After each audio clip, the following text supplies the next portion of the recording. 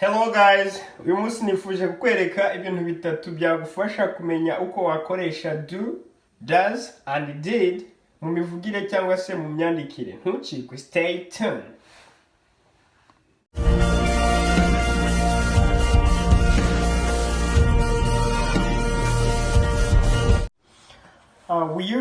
We use do and does when you want to ask a question yes or not. We use do and does to make a question in the present tense. To make a question in the present tense. Bivuga ngo dukoresha do and does igihe dukeneye kumenya igisubizo yego cyangwa oya ariko muri present tense. Tugakoresha did in past tense. Dukoresha do and does in present tense. Tugakoresha did in past tense. So, ibanga rya mbere ryagufasha kumenya gukoresha do and does. Bivuga ngo byagusaba kubanza kumenya ibyo bita personal pronoun subject. Personal pronoun subject ni I, you, he, she, it, you, they. I, you, he, she, it, we, you, they.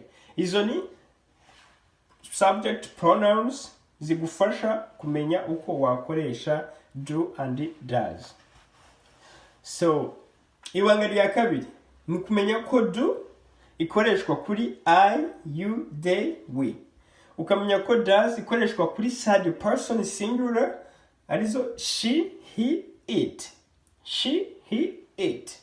Noneho ibanga rya gatatu ukamenya ko izi zose twavuze hejuru do, does muri past dukoresha did yaba kuri do cyangwa se does. Ni ngo za personal pronoun subject twabonye haruguru zose uzikoresha muri past dukoresha did. Haba kuri I, haba kuri you, he, she, it, we, you, they. Zose dukoresha muri past tuvuga did muri past tense. Dukoresha did muri present tense tugakoresha do and does. Turaza kubireba mu ngero hepfo. Exercise. You like pizza? Clever and I only like chocolate. Anna live in USA. You live in Rwanda? You are afraid to have a cat? The teacher drink beer? I play guitar? You live in an apartment? It's snow here in winter? You speak English? She speak English? It's work? It's work? It's snow here in winter?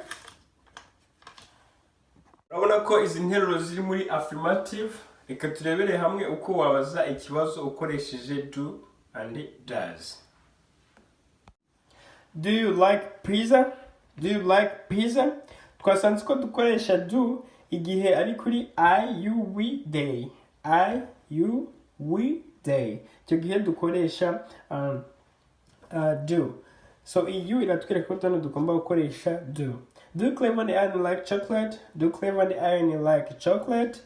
Iyo ari mu bwinshi I like Clever babaye benshi burwa ngo turakoresha do. Twasanze ko does ikoreshwa honyine kuri singular. Does Anna live in USA? Does Anna live in USA? Anna ni izina ry'umuntu ari muri third person singular. She, he, it. Third person is singular. Do you live in Rwanda? Do you live in Rwanda? You live in Rwanda? Do you live in Rwanda? Does your father have a cat? Your father twereka ko ari muri third person singular. Does the teacher drink beer? Teacher shobora kuba she or he. Now I'm muri third person singular. Does Iron play guitar? Iron ari muri singular. So nawe twereka ko tukoreshe does. Does Iron play guitar? Do you live in an apartment? Do you live in an apartment? Iyo iratwereka ko tugomba gukoresha do kubera ko twasanze ko I, you, we, they dukoresha do. Does it snow in the winter? Does it snow here in the winter? It iratwereka ko dukoresha does kuko twasanze ko it, I mean it, and she and he dukoresha does. Do you speak English? Do you speak English? Iyo biratwereka ko dukoresha does. Does she speak English? Does she speak English? Iyi she iratwereka ko iri muri third person singular iyi sentence. Dukoresha does. Does it work? Does it work? Iyi it iri kutwereka ko turi bugere gute tugakoreshe does. Urugero kuri past tense. You live in England? You live in England? He came yesterday? He came yesterday? Did you live in England? Did you live in England? Hejuru bavuga ngo did you live in England? Urumva ko inshinga yari muri past. Ariko twakuye hino di kubera ko iyi did irimo kutwereka ko inshinga iri muri past. Iri muri past tense. So icyo gihe ntabwo twandika iyi lived ngo dushireho iyi di, ahubwo twandika live byonyine gusa tugakuraho iriya di. Hepfo gato urundi rugero ngo did he came yesterday? Did he came yesterday? Nuvuga ngo hano i come ntabwo turi bushyireho a ngo ibe muri past kubera ko did irimo kutwereka ko came iyi nteruro yose iyi sentence yose iri hehe iri muri past. Ntabwo rero iyi came byemeweho ko uyishyira muri past, ahubwo uyivuga uko iri igihe turi kubaza ikibazo cyangwa se turi kwandika dukoresheje izi auxiliary verb. Ubundi auxiliary verb ni iki? Auxiliary verb or helping verb.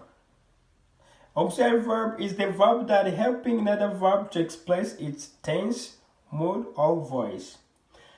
Auxiliary verb ni inshinga ifasha indi nshinga kugira ngo ibashe kumvikana mu nteruro cyangwa se mu mivugire. Urugero hano, I can swim. I can swim. Nakoga cyangwa se nshobora koga. I can ni verb na swim ni verb. I can yaje gufasha swim kugira ngo swim ibashe kumvikana mu mivugire cyangwa se igire uburyo yumvikana cyangwa se igire message itanga mu mivugire cyangwa se mu myandikire. Thank you so much guys. I hope you enjoyed the video. Make sure to subscribe, put comment in section down below, share, like. Ciao ciao.